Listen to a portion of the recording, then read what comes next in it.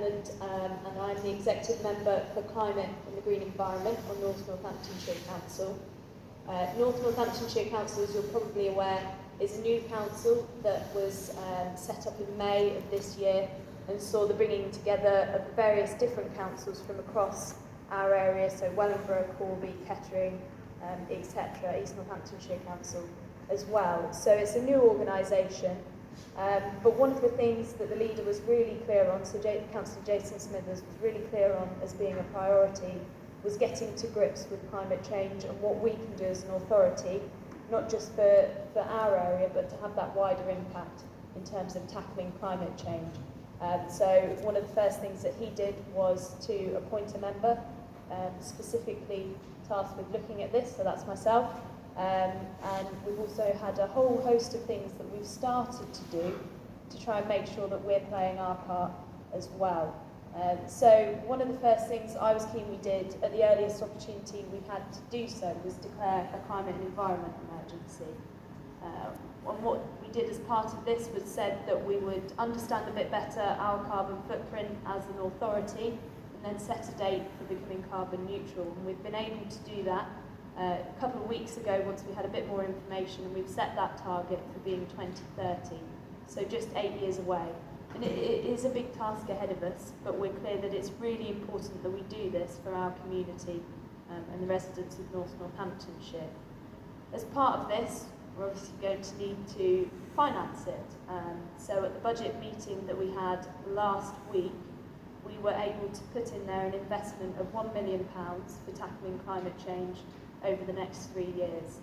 And that's a really important investment, and I think a significant one, given that we're a new authority, and I'm sure that we'll build on this from there. What we've been clear on is that £1 million is a starting point, a big starting point, and what we want to do is use that as a multiplier fund, so we're able to hopefully go out and get external funding and bring that in, and just make sure that we really get, you know, the most out of that investment for the area. And of course we'll keep it under close review, and it's for all of the council to be involved in. So every director at every different department, service of the council needs to be looking at what they can do to be tackling climate change in their area as well. Some of the more specific projects that we're doing, so as part of our organisational structure, we've got an executive advisory panel which looks at climate change, environment and growth, and that's made up of cross-party councillor membership. And we meet each month and look at the different projects that the council can be undertaking in tackling climate change and looking after the environment. An important one that I think is good for our communities is rolling out more on-street electric vehicle car charging points, because people want to know, if I go out shopping, how am I going to charge my car once I get there? That's a really important part of building the green infrastructure that we have locally. It is something we're working in partnership with Virgin and other organisations to make sure that we really get this rolled out. We've already had different locations rolled out. So, for example, I represent Higham Ferrers, and I know that we've got on-street charging there. And that's just the start, because we are, at the beginning really of our journey as a new organisation. We wouldn't be here having this conversation if everything was perfect, so we know that there's work to be done. As part of the executive advisory panel that I spoke about minutes ago, we have a route map that we are working through, which sets out the various different things that we need to be looking at in terms of our housing that the council has, and making sure that that is energy efficient and changing that over. That's a big task that we'll be working on over the coming years.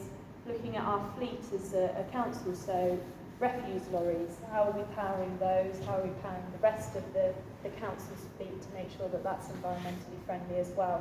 Our buildings, what energy are we using? I suppose an interesting thing, part of what I've been doing over recent months is engaging more with training on a personal level to really understand what we're dealing with, and went to some training a few weeks ago where it said that local authorities produce roughly 5% of total UK domestic emissions, but they have the power to influence 33% of UK domestic emissions. And that's really important. That's part of why we're having the conversations here today, so that we can spread the information amongst our communities and making sure we're having the furthest reaching impact. And so one of the other things that we're doing over the next couple of weeks is that councillors and officers are being invited to take part in carbon literacy training. And on the face of that, you think, well, that's perhaps just for councillors. What does it mean for me as a community? But I hope that our councillors will go out into their communities and be able to have conversations with people and residents and businesses that they interact with on a daily basis to spread that information further, and it can trickle it out from there. So there's lots that we are starting to do and cracking on with, having brought these different organisations together. As part of that, we're looking to have further conversations with our local communities as well as businesses, and these conversations that we're already having to better see what we can be doing and crack on with it in the most timely way that we can do so.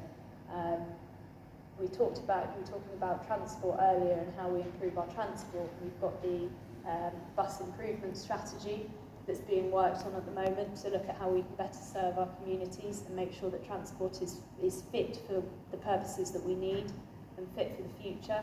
We're also looking very closely at local cycling and walking infrastructure with it's got a long title, Local Cycling and Walking Infrastructure Plans, and the Council's been working hard on those for a number of years to make sure that we bring in government funding to improve that network of us being able to get around in more sustainable modes.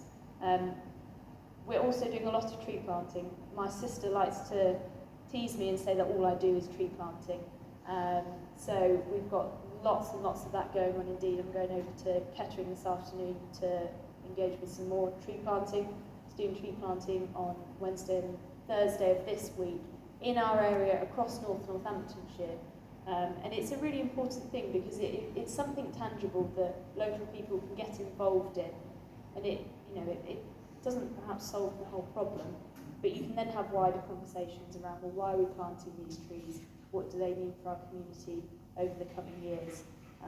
So I suppose to summarise, there are lots of things that we are doing. We are really trying to crack on with this because we know how important it is. I've grown up in a generation where right from my first years at school we were always learning about climate change and the impacts of it, and so I have that deep understanding of it, and we just need to crack on with it now. And we look to work with the community because that's what we're here to do. We're here to be part of our communities and serve our communities. So understanding what we need to do better and helping people to understand what we are doing is a really important part of that we'll build on over the coming years. But there is plenty of information going up on our website all the time. We're building on it, putting specifics on what we're doing up there. So we hope that people are able to engage with that as they did, for example, with our climate change conference recently. But of course, if there are any bits of information you want from us, please do ask.